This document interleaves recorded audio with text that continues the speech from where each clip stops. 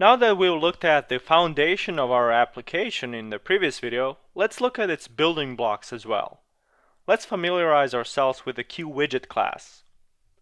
QWidget is the base class for all user interface elements.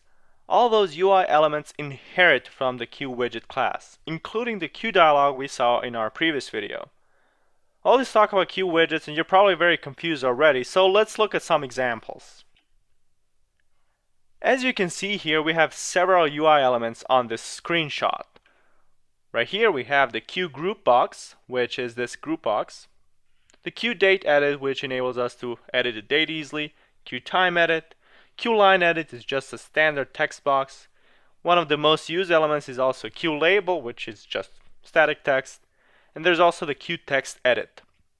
Some other elements you will likely use is the QPush button, which is OK or cancel, a yes or no button, and all these inherit from QWidgets, or if you will, we call all these collectively QWidgets. Think UI element equals QWidget. Now this screenshot was taken straight from the Qt project documentation page, and it does not seem that their machine is running Windows or that this screenshot is very up to date. So don't worry, you will still have the native look and feel of whatever operating system you're working on. Two QWidgets that stand out from the crowd are QDialog and the QMainWindow widgets, or classes. We saw the QDialog in our previous video, so what exactly is the difference between the two? Well, let's take PyCharm, for example.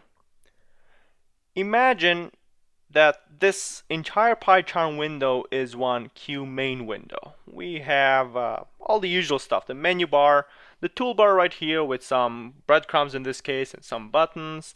We have the main widget area, if you will, or the central area of our application where all the stuff is usually happening.